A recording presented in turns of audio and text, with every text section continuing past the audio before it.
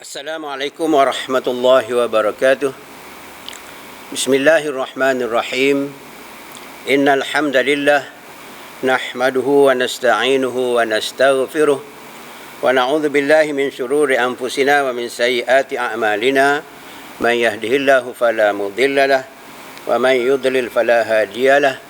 Asyhadu an la ilaha illallah wahdahu la syarika lah wa asyhadu anna Muhammadan 'abduhu wa rasuluh. Allahumma salli wa sallim ala sayyidina wa habibina Muhammad sallallahu alaihi wasallam wa ala alihi wa ashabihi ajma'in. Rabbi shrah li sadri wa yassir li amri wa hlul 'uqdatam min lisani yafqahu qawli.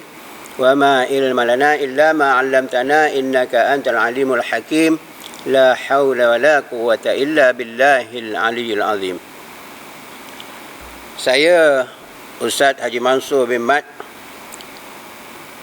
Tajuk yang akan kita bincangkan pada hari ini ialah menyempurnakan jenazah, iaitu kewajipan terhadap jenazah. Tuan Imam, ahli jawatankuasa masjid, seterusnya sahabat-sahabat para jemaah yang dirahmati Allah sekalian. Alhamdulillah, sama-sama kita merafakkan rasa syukur kepada Allah Subhanahu wa taala kerana masih lagi diberi kesempatan kepada kita pada hari ini untuk sama-sama kita memakmurkan masjid kita, iaitu dengan kita solat berjamaah dan seterusnya kita berada di dalam majlis ilmu. Semoga ianya memberi manfaat dalam kehidupan kita sementara kita menunggu sembahyang yang seterusnya, insya-Allah. Sahabat-sahabat yang dirahmati Allah sekalian, kita teruskan pengajian kita dalam kitab yang kita baca ini, iaitu kitab Panduan Fardu Ain Lengkap oleh Abu Bakar Ad-Dusuki,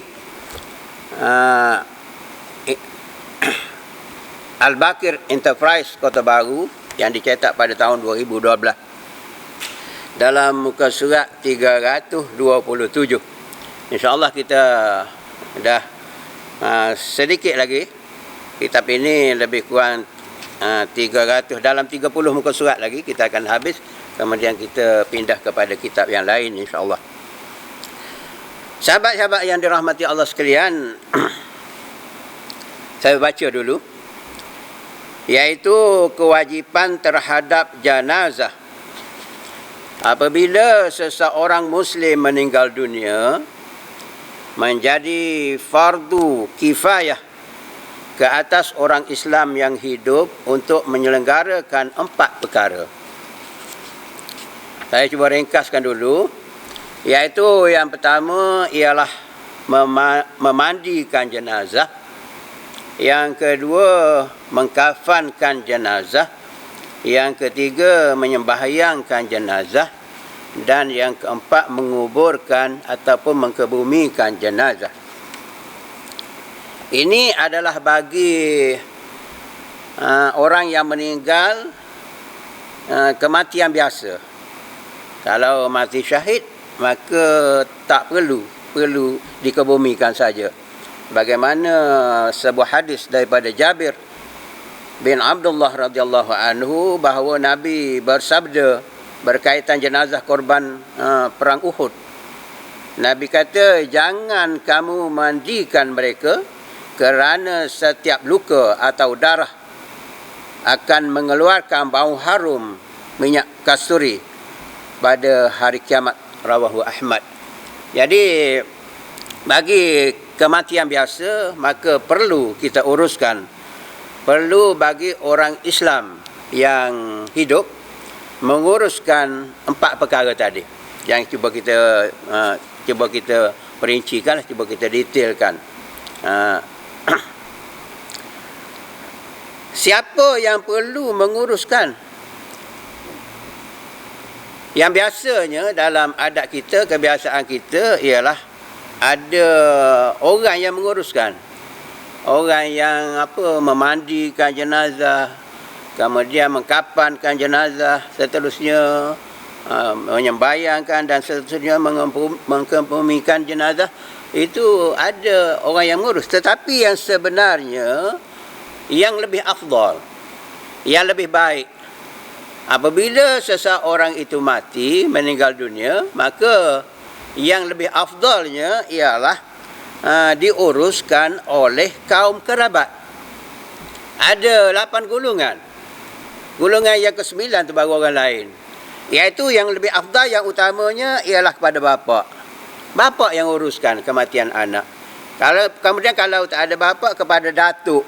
Kepada datuk yang uruskan. Kalau tak ada dah datuk, kepada anak. Ataupun kepada cucu. Kepada adik-beradik. Kepada anak saudara. Kemudian bapa saudara. Kemudian sepupu. Mana kaum kerabat yang lebih utama yang menguruskan. Tetapi kita dah jadi kebiasaan. Apabila meninggal, maka kita serahkan kepada orang yang tertentu yang menguruskan, iaitu yang seterusnya ialah kepada orang lain, kepada petugas yang bukan kaum kerabat. Jadi sedangkan pengurusan jenazah ini taklah begitu susah. Taklah begitu susah. Cuba kita tengok secara detail sedikit. Dan sekarang ini, terutamanya sekarang ini, lebih mudah bagi kita nak uruskan jenazah. Kerana ada kursus pengurusan jenazah yang biasa dibuat oleh masjid-masjid. Dan ada juga kita boleh rujuk kepada, dalam YouTube pun banyak. Dalam YouTube banyak. Mana kita boleh nak detailkan bagaimana nak memandikan, bagaimana nak mengkapankan, bagaimana nak mengkebumikan. Kita senang ada rujukan. Jadi tapi masih lagi sebab kebiasaan kita, apabila waris-waris kita meninggal, maka kita serahkan kepada petugas, orang yang dah memang ditugaskan untuk menguruskan jenazah. Sedangkan yang lebih afdalnya ialah kepada kaum kerabat. Kadang-kadang kita sendiri pun apabila ibu bapa anak mati, kita serah juga kepada orang. Tetapi yang sepatutnya lebih baik kepada kita. Kita sendiri yang menguruskan. Pengurusan jenazah ini kita kata fardu kifayah. Fardu kifayah. Maka yang lebih afdal ialah kepada kaum kerabat, dan pengurusannya tidaklah begitu susah. Cuba kita lihat yang pertama. Peringkat yang pertama ialah memandikan jenazah.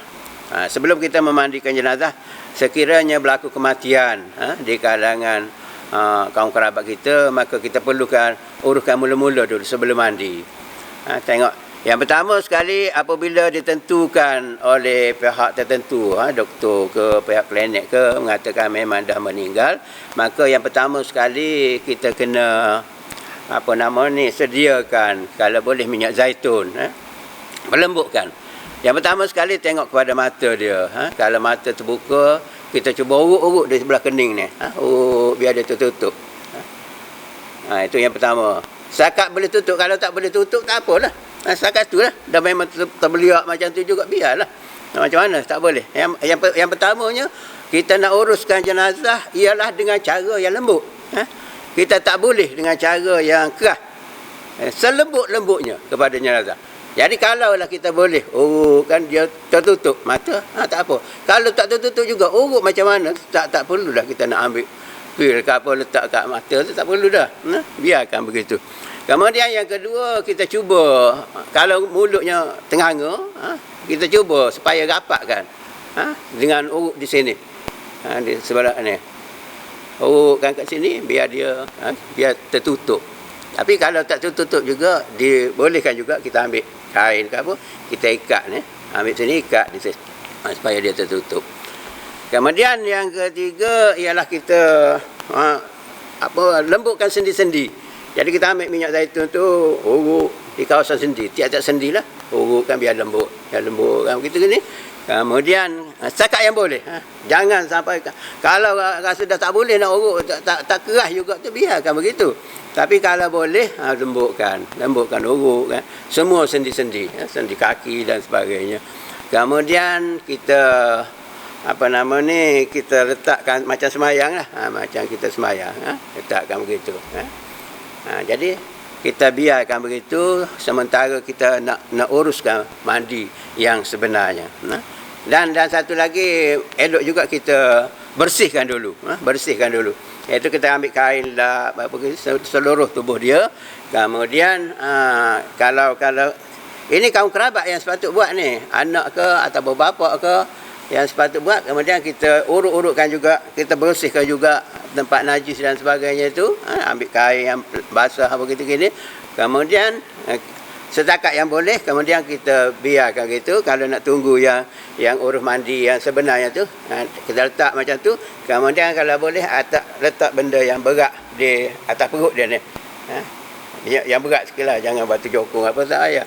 Yang berat letak atas perut, biarkan situ. Dan hadapkan dia ke kiblat, kemudian tunggulah memandikan jenazah.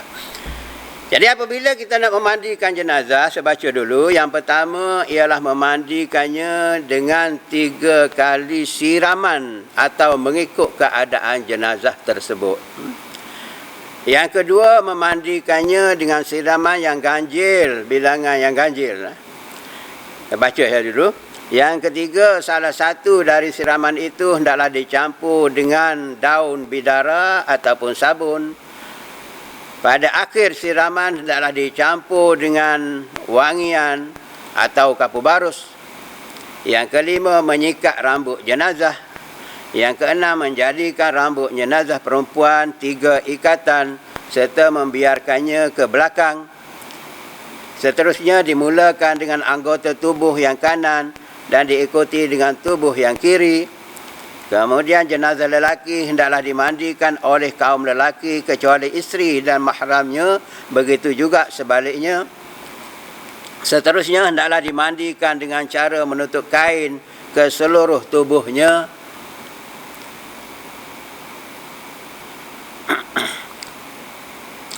Seterusnya orang yang memandikannya sebaik-baiknya ialah orang yang tahu dengan sunnah terutama dari pihak keluarganya. Dan seterusnya bagi orang yang memandikan jenazah disunatkan ke atasnya mandi.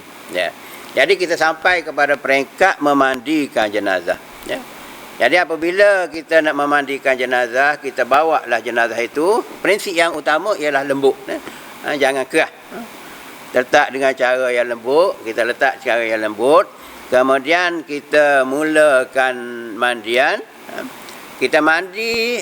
Yang pertama sekali ialah kita kena bersihkan tubuh dia daripada najis. Jadi tadi secara umum je, secara persediaan awal. Ini secara yang betul ni kita bersihkan segala najis. Maknanya kita basuh tempat yang sepatutnya dan kita luruk supaya keluar kalau masih ada. Kita lurukkan kemudian barulah kita mulakan dengan mandian. Seboleh-bolehnya ialah disunatkan sebelah kanan dahulu.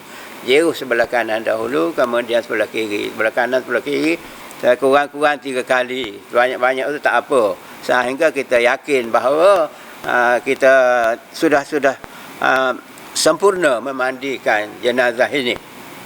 Iaitu mandi jenazah macam mandi wajib lah. Iaitu rukunnya ialah mengenakan air seluruh anggota. Seluruh anggota kena air. Jadi kita yakin cuma kita memandikan jenazah. Kalau kita mandi wajib, kita mandi kita sendiri. Memandikan jenazah, kita mandikan orang yang dah mati. Jadi prinsip yang sama, iaitu kita kena sampai seluruh anggota tu dah sampai air. Dah disirami dengan air. Jadi dia kata sekurang-kurang 3 kali. Lepas tu seelok-eloknya kalau lebih pada 3 kali, ambil yang ganjil. Ada 5 kali ataupun 7 kali, itu ambil yang ganjil. Kalau ambil lepas 3 rasa tak berapa bersih lagi, buat 4. Bila buat 4 tu buat 5 lah. Jadi ambil yang ganjil, itu ambil sunat yang ganjil. Kemudian bagi jenazah yang kita nak mandikan tu, yang pertamanya ialah kita kena pakaikan dia menutup aurat dia. Sekurang-kurang menutup aurat. Kalau lelaki antara pusat dan lutut, pakai kain, pakai kain dia menutup aurat. Kemudian ada kita letak kain atas jenazah tu, tak ada masalah.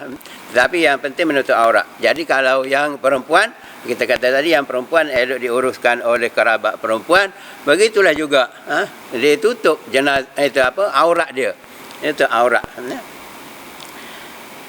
Dan apabila mandi sebanyak 3 kali ke 5 kali ke 7 kali ke siraman itu, dan di antara yang air itu perlu kita campurkan dengan air daun bidara ataupun sabun, dengan sabun, supaya betul-betul bersih. Kita nak hantar jenazah ini ke kubur dengan keadaan yang bersih, yang betul-betul bersih. Kemudian dia kata sunat di akhir tu, air yang kita nak siraman akhir tu campur dengan wangi-wangian, campur dengan wangi-wangian. Kemudian apabila selesai memandikan tu, maka orang yang mandi, orang yang memandikan itu, biasanya yang lain tu bantu, tapi ada seorang. Kalau kerabat tadi, seorang tu ialah yang utama tadi lah. Atau kalau tak ada yang tadi, ialah kepada petugas lah. Jadi seorang tu ialah yang memandikan tu, maka sunat dia apabila dia lepas mandi ke jenazah, sunat dia mandi, sunat dia mandi. Jadi selesai. Apabila selesai mandi, selesai saja memandikan jenazah, lap-lap dan sebagainya, maka bawa pergilah kepada tempat yang kita kapan. Jadi kewajipan yang keduanya ialah mengkafankan jenazah. Saya baca dulu. Setelah dimandikan, hendaklah segera dikafankan. Kemudian kain kafan hendaklah diambil dari harta jenazah sendiri jika dia meninggalkan harta. Jika tiada, kain kafan tersebut menjadi kewajipan pihak keluarganya. Kena sediakan kain kafan. Kemudian kain kafan tersebut sekurang-kurangnya ialah 1 lapis dengan syarat menutupi seluruh badan jenazah. Sebaik-baiknya ialah 3 lapis bagi jenazah lelaki dan 5 lapis bagi jenazah perempuan. Jadi biasanya apabila kita mandi, kemudian adalah kita bagi tahu kepada saudara, kaum kerabat yang menguruskan itu, sediakan kain kafan, letak dalam tempat kain kafan. Kain kafan itu bagi jenazah lelaki, kalau satu lapis pun cukup dah. Tapi biasanya ialah kebiasaannya dan afdalnya, seelok-eloknya bagi lelaki ialah 3 lapis. 3 lapis. 3 lapis itu selain daripada pakaian. Ya, kita buat pakaian, iaitu kita buat kain sarung. Kalau lelaki buat kain sarung, kemudian buat baju daripada kain putih itu juga buat baju yang tak ada jahit lah. Buat baju. Kemudian kita pakaikan dengan kain dan baju tu duduk kat situ. Kain pun duduk kat situ dah sebenarnya. Lapis. Bila jenazah mari, kita buang yang yang menutupkan dia tu, kita taruh kain yang baru, yang kilah. Kalau kata kilah, kilah ke kain dia tu, kemudian pakaikan baju, ikat tali baju tu, buat tali lah, ikat tali. Itu tak kira lah. Kalau kira lapis pertama, yang pertama, kemudian yang kedua, yang ketiga. Kemudian setiap lapis tu eloklah kita taruhkan kabur baru ke apa yang tu, yang tepi tu untuk menghilangkan bau. Sebenarnya ialah apabila kita nak menguruskan jenazah ini ialah supaya dia tidak berbau. Bila berbau kepada orang lain, bau tak sedap, bau busuk ke apa, jadi fitnah. Orang lain kecek macam-macam. Kita elok yang tu. Jadi apabila selesai mandi, segerakan. Terus buat pergi kepada tempat kafan, letakkan tempat kafan, maka dipakaikan kain, buang yang tempat mandi tadi, pakaikan kain, pakaikan baju, kemudian ditutupi dengan lapis yang pertama, ditutupi lapisan kiri dulu, kiri, kemudian kanan, kemudian lapisan kedua, kiri, kanan, lapisan kedua, kiri dan kanan. Kemudian sebelum tu kena taruh kapas kat mata, kat telinga dan sebagainya itulah, dekat sendi-sendi dan sebagainya, taruh kapas biasa tu. Yang alat-alat menguruskan jenazah itu memang dah biasa dah, banyak lah. Jadi apabila kita kafankan jenazah tu dengan 3 lapis atau perempuan dengan 5 lapis, maka tu segera disembahyangkan. Dan sampai pada peringkat yang ketiga, iaitu menyembahyangkan jenazah. Setelah dikafankan, letakkan jenazah di sebelah kiblat di hadapan orang yang menyembahyangkannya. Dan sebagaimana kita tahu, rukun jenazah, saya cuba baca dia. Sebab kita ada masa setengah jam saja. Masa COVID macam ni, tak boleh lama kuliah. Jadi kita ada masa setengah jam saja. Jadi kita cuba. Yang pentingnya kita selepas daripada ni, asasnya kita telah ada untuk menguruskan jenazah. Lebih-lebih lagi kepada kaum kerabat kita yang meninggal. Kita sumbangkan kepada dia, menguruskan jenazah dia. Itu adalah sumbangan kita kepada kerabat kita, utama sekali kepada ibu bapa, anak dan sebagainya. Dia kata rukun jenazah, yang pertama niat solat jenazah, yang kedua berdiri jika mampu, yang ketiga membaca takbir 4 kali termasuk takbiratul ihram, yang keempat membaca al-Fatihah selepas takbiratul ihram, yang kelima membaca selawat ke atas Nabi selepas takbir yang kedua, yang keenam mendoa ke atas jenazah selepas takbir yang ketiga. Sekurang-kurang doa, Allahumma ghfir lahu warhamhu wa'afihi wa'fu anhu. Kalau perempuan, Allahumma ghfir laha warhamha wa'afiha wa'fu anha. Itu sekurang-kurangnya. Ya Allah, ampunilah dia, kasihanilah dia, sejahterakanlah dia dan maafkanlah kesalahannya. Doa kepada si mati selepas takbir yang ketiga. Kemudian seterusnya ialah memberi salam setelah takbir yang keempat. Sebelum salam disunatkan membaca doa, Allahumma la tahrimna ajrahu wa la taftinna ba'dahu waghfir lana wa lahu wal ikhwanina alladhina sabaquna bil iman wa la taj'al fi qulubina ghillan lil ladzina amanu rabbana innaka ra'ufur rahim. Ni sunat. Yang rukunnya ialah takbir, 4 takbir, jangan 3 takbir. Allahu akbar, baca Fatihah. Allahu akbar, selawat ke atas Nabi. Allahu akbar, doa kepada Nabi, doa kepada si mati, Allahumma ghfir lahu. Kemudian Allahu akbar yang keempat, tak nak baca yang ni pun tak apa, tunggu sekejap beri salam. Tapi ini sunat. Ya Allah, janganlah engkau tegahkan kami daripada mendapat ganjarannya, dan janganlah engkau beri kami fitnah selepas peninggalannya. Ampunilah kami dan dia dan saudara-saudara se-Islam yang telah mendahului kami, dan janganlah jadikan di dalam hati-hati kami sifat hasad dan benci bagi orang-orang yang beriman. Wahai Tuhan kami, sesungguhnya Engkaulah yang Maha Pengasih dan Penyayang. Jadi itu doa selepas takbir yang keempat. Kemudian dia beri salam. Jadi sembahyang jenazah ni cukup senang, tak ada tujuk, tak ada rokok, tak ada tujuk. Tetapi kita tengok apabila berlaku kematian, ramai yang pergi ziarah, sahabat-sahabat dan sebagainya pergi ziarah, sampai kepada sembahyang jenazah tak berapa ramai, separuh, suku, tak ramai. Patutnya semua yang pergi ziarah tu, pakat-pakat sembahyang itu adalah sumbangan. Kita pergi ziarah itu memang dituntut. Tetapi bila kita menyembahyang, itu adalah sumbangan kita kepada sahabat kita, kepada saudara mara kita yang telah meninggal. Jadi seboleh-bolehnya kita semayanglah, semua semayang. Nak ambil semayang bukan susah sekarang ni. Pergi pahit, tak ada air semayang, alasan tak ada air semayang, alasan tak ada kain, tak semestinya pakai kain. Seluar tu pun tak ada masalah. Cuma kita bersama-sama dengan imam tu, seelok-elok kita kata yang tadi 8 tadi, elok-eloknya bapak dia ataupun datuk dia ataupun anak. Kemudian kalau tak ada belaka, tak boleh belaka, maka barulah kepada imam ataupun petugas yang menguruskan jenazah. Kemudian selesai sembahyang, senang saja. Patutnya kita pergi menziarahi jenazah, maka wajib ke atas diri kita, aku nak sembahyang juga, nak sembahyang, nak bagi sumbangan. Akhirnya ialah menguburkan jenazah. Setelah segalanya selesai, wajiblah menguburkan jenazah Muslim di perkuburan orang Islam.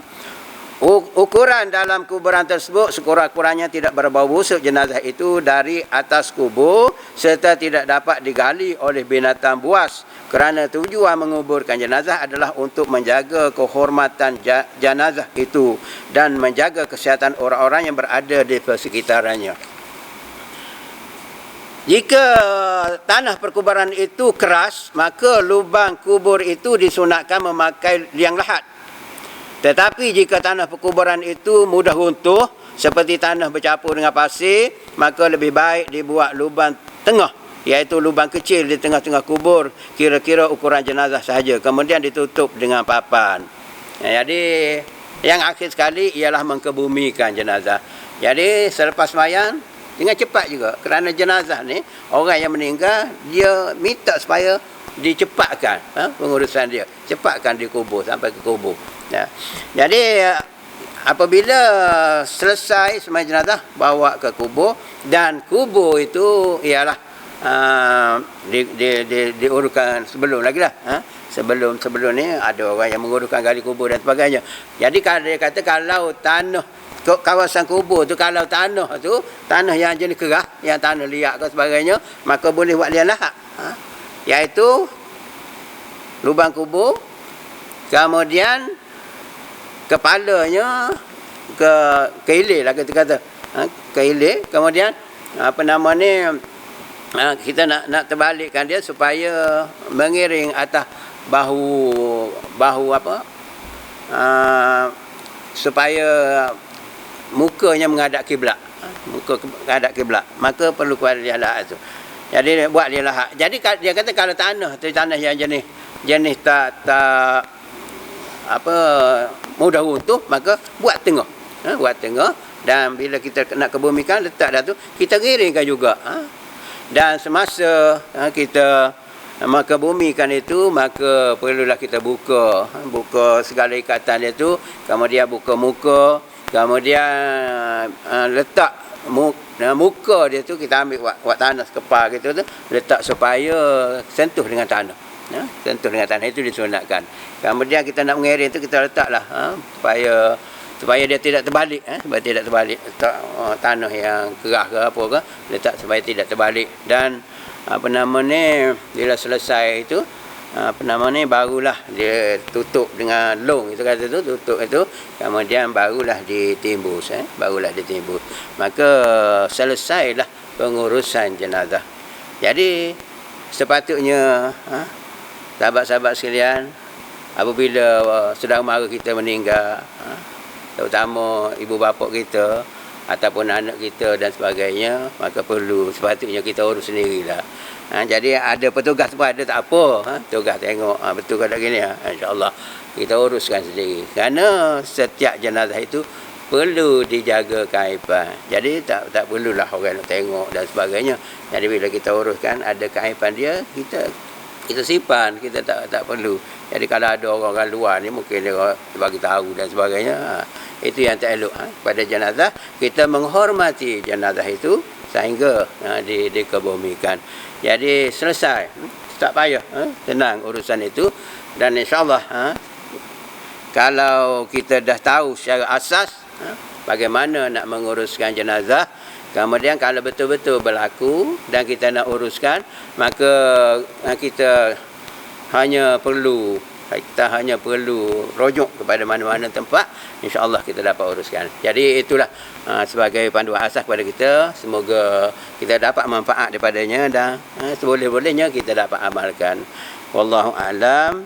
Sekian, wabillahi taufiq wal hidayah. Assalamualaikum warahmatullahi wabarakatuh.